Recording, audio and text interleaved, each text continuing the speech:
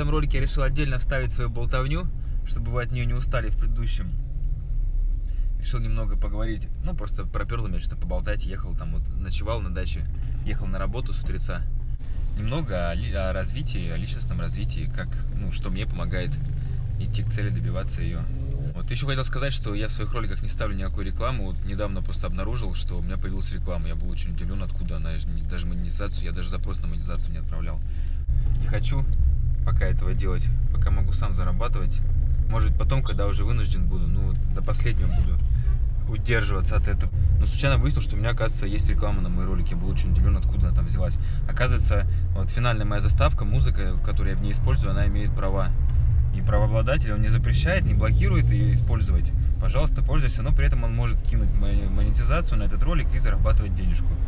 И получается, на части моих роликов, где я эту заставку использую, блин, включена реклама. Я был очень расстроен.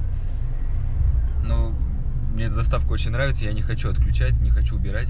Я отправил запрос на то, чтобы купить эти права, попробовать, конечно. Но мне так сказали, что там будет в $1000 исчисляться стоимость на покупку прав, поэтому, походу, мне это не светит, но, тем не менее, да, буду использовать, ничего страшного.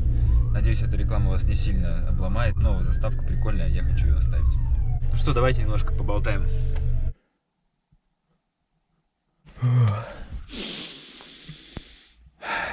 Блин, как же круто просыпаться на свежем воздухе.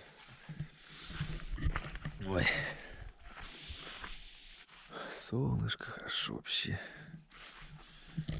Вот так вот я хочу просыпаться каждый день в разных местах, там, где захочу. Напомню, где-то мы 10 километров от Якутска, Покровский тракт. Вон эти сопки там. Блин, еще раз ловлю себя на мысли, что это прикольное чувство. Как бы это ни казалось странным, когда ты не знаешь, где ты сегодня будешь ночевать в следующий раз. Но я реально, я не знаю. Мне от этого какой-то внутренний азарт, я не знаю, как это назвать. Свобода такая какая-то. Попробую в этом выпуске немножко пофилософствовать. Потому что особо непонятно, что я буду снимать. Что-то типа там рыбалки, сенокоса. Но можно с вами пообщаться, поделиться своими мыслями, что у меня в голове, что меня ведет. Потому что многие вещи, они же одинаковые для всех, действуют, работают. Вот я надеюсь, что на моем примере я для кого-то открою какие-то вещи, которые человек сможет применить в своей жизни, сделать какой-то шаг вперед, сделать какие-то глобальные изменения. Я сейчас меняюсь очень сильно. И не представляете, какое-то чувство просто близкое к эйфории, когда ты понимаешь, как ты жил раньше. Это как будто бы ты был кротом с закрытыми глазами. Ничего, ну, как... Я раньше думал, что я все понимаю, жизнь все знаю, что вот жизнь такая и по-другому быть не может. Так вот принято жить.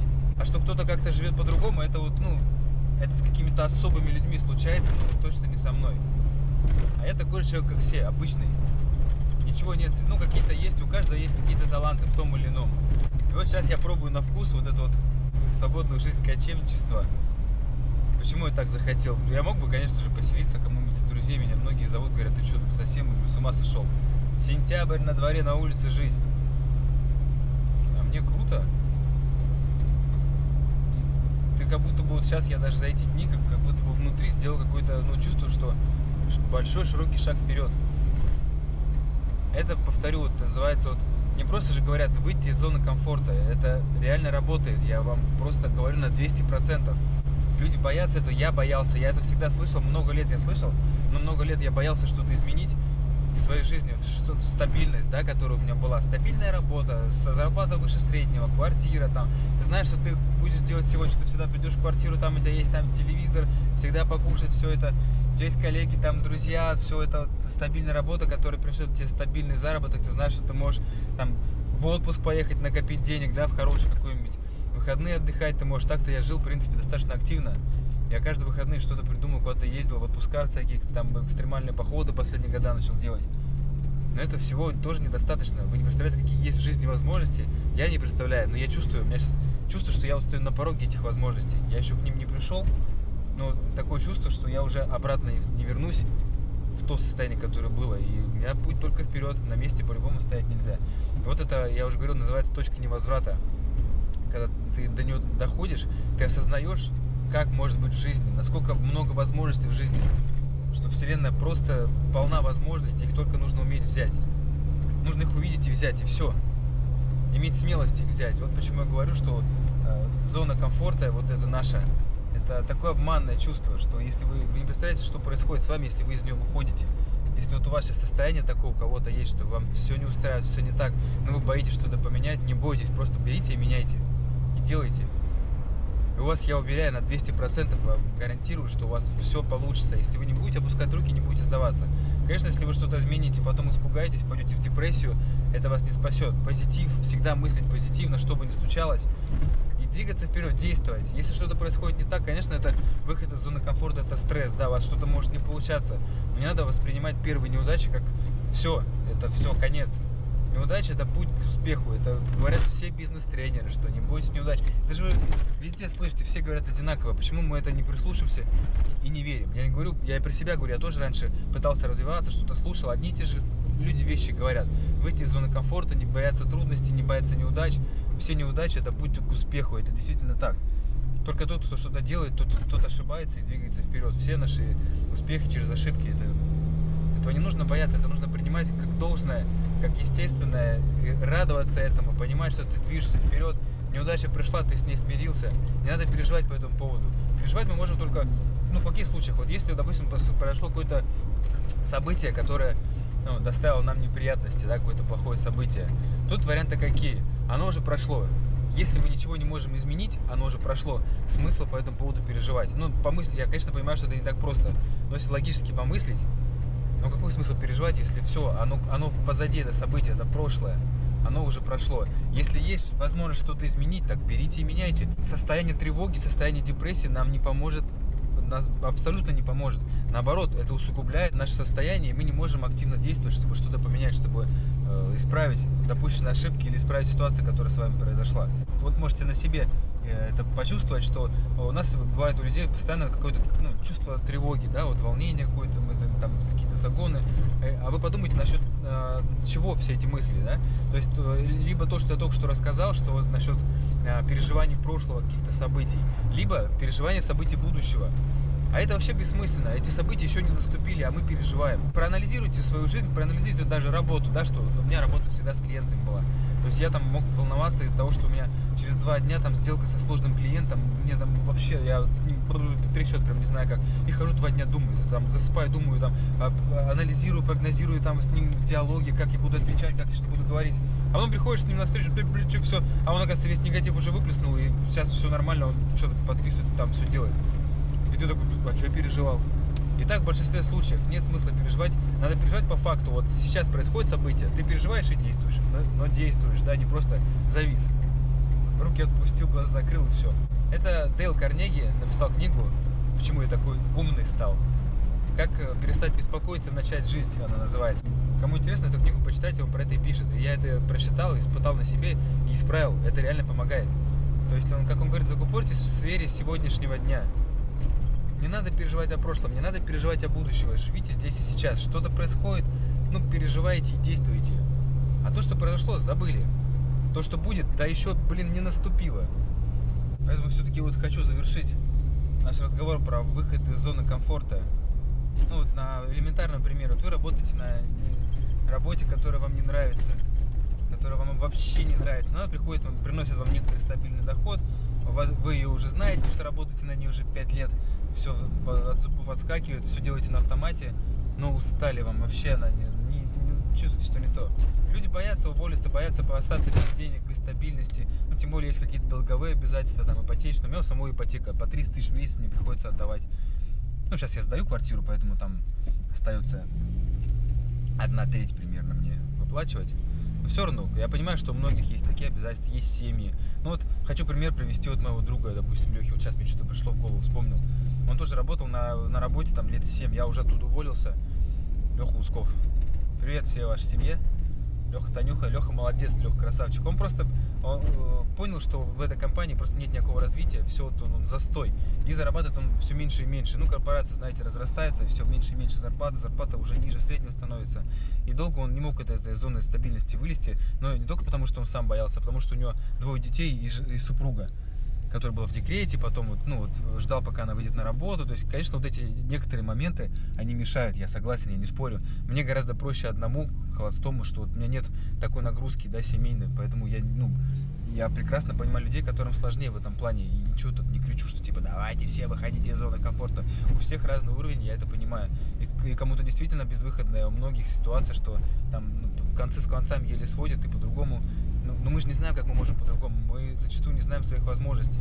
И вот Леха тоже, он не знал своих возможностей, он, допустим, никогда не занимался продажами, а понял, что в продажах это большие деньги, гораздо большие. Работать с клиентами он умеет. И он начал, все, уволился просто, написал заявление и уволился. Вот так вот, раз, и все, перечеркнул. Ну, супруга устроилась работать, поэтому была перестраховка. И стал искать. И он долго там поработал, что-то его кинули. То есть, ну, другой бы человек руки уже опустил, когда ты год ходишь и не можешь найти там что, как, где. Потом все-таки устроился в компанию упорно, начал учиться там. И он до стабильного заработка где-то год выходил, наверное, прежде чем выйти. Ну, если я ничего не путаю, ну, примерно так. И вот подумайте, это все сейчас вот на себе. Какое у вас сейчас состояние, что вы были готовы сделать, чтобы его поменять? Мы же не готовы много платить за наше счастливое будущее. В основном. Мы боимся жертвовать. Здесь один видеоролик прикольный, недавно я нашел его, про вселенную, которая дарит людям подарки. Что-то, блин, сейчас не вспомню. Может быть, ссылочку кину. Тоже очень там интересно сказать, что есть магазин подарков там от вселенной, да, это разные возможности. Но у каждого подарка есть своя цена. Но люди считают, что эта цена слишком дорогая, не хотят ее платить, они хотят скидок, хотят дешевле. А такого не бывает. Цена у каждого подарка всегда фиксирована, никаких скидок не бывает. Также вот это в жизни, что у всего есть своя цена, и вы должны быть готовы ее платить. Ничего не бывает. Я ждал, я тоже так же, я сидел, мне 3-4 года, 5 лет, я не находил просто уже себе места, я понимал, что все идет неправильно. Но я был не готов жертвовать чем-то. Не готов жертвовать был стабильностью. А вот когда пожертвовал всем этим, я понял, насколько это сильная вещь. Не сидите на диване, не валяйтесь, там, не тратьте время в пустоту. Это тоже плата, да? Нам не хочется занимать свое свободное время чем-то таким развитием, чтением книг, например, там, не знаю, куда-то ходить. А нам проще прийти, там, завалиться, телек воткнуть, пожрать там и ля-ля-ля-ля, все хорошо, вечер прошел, я же работал, я же устал, я имею право себе это позволить. Как мы живем, получается? У нас работает в пятидневку, да, в среднем. Человек работает, устает, и он имеет полное право, так вот каждый из нас думает, что полное право мы имеем отдыхать вечером и ничего не делать, потому что мы сильно устали, и это наше личное время, мы должны отдохнуть. И подумайте, к чему приводит каждый день каждый день отдыха. Ни к чему ведь. То есть вы просто отдыхаете, у вас никакого развития, нет ничего, что приносит результат потом в дальнейшем никаких действий. А потом выходные начинаются, естественно, в пятницу все как вот я уже где-то рассказывал в одном из видео, как вот я раньше жил. Значит, добавляем немножко специй, прованские, итальянские травы. Добавлю их, в принципе, не важно. Ну и, конечно же, мы вынуждены прибегнуть к допингу. Хоть я майонез стараюсь ограничить в чистом виде, но для готовки он, незаменим. Это плохо, признаюсь. Майонез вреден, пытаюсь от него избавиться. Зато я покончил с алкашкой. Это радует больше всего. Не, ну я не бухал, как алкоголик. Все как у всех. 5 рабочих дней на работе, все, там устаешь, приходишь уставший. Развиваться времени нет, падаешь обессиленный. А пятница это пятница. Везде в инстаграме пятница, бухаем. И понеслась. Вау, кто круче забухал. И что там, а потом все, пятница, считай, забухал, суббота ты либо отходишь, либо ты похмеляешься и дальше кутишь. Потому что просто уже в возрасте от 30 и выше, там уже здоровья не так хватает, чтобы гулять 2 дня подряд бодреньким. Забухиваешь, в воскресенье вообще мертвым лежишь. Ну так, в клуб пошел, там с ребятами встретился, даже просто вечерок посидел, попил, вроде так не сильно, там даже спать лег там часа в 2. А все равно все это сказывается, блин. А потом в понедельник ты с больной башкой. И опять рутина. Работа. И так по кругу. Бесконечный цикл. А жить когда? Это не жизнь. Это так. Ну, кого устраивает, конечно, каждому свое. Меня это в какой-то момент не устроило. Поэтому решил, все, надо менять. Сбежал, получается.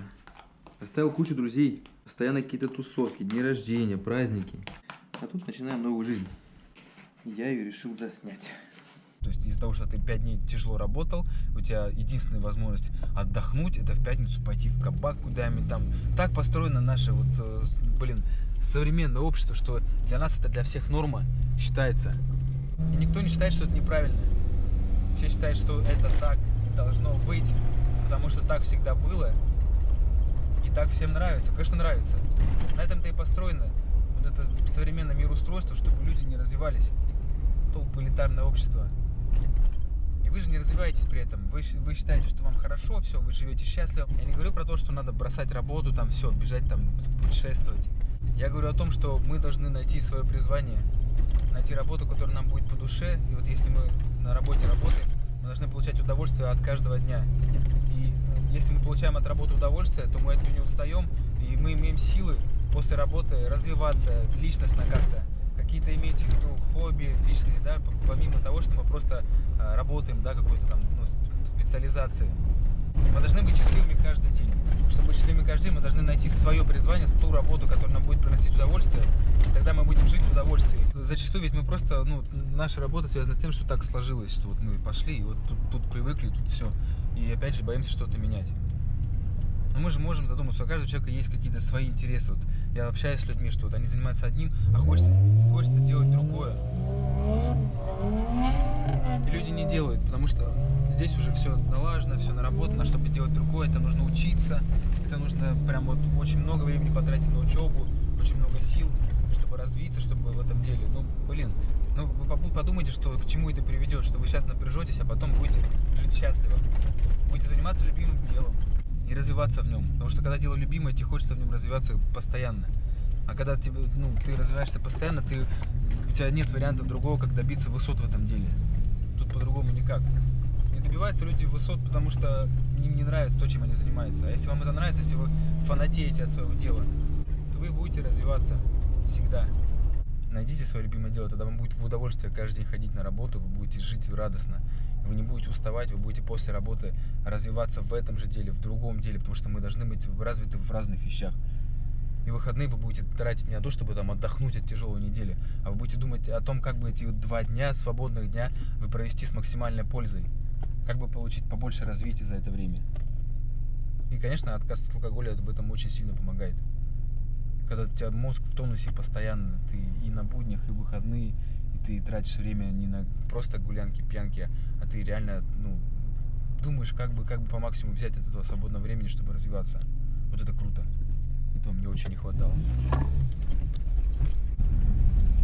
Ладно, все, поработаем. До связи в следующем эфире.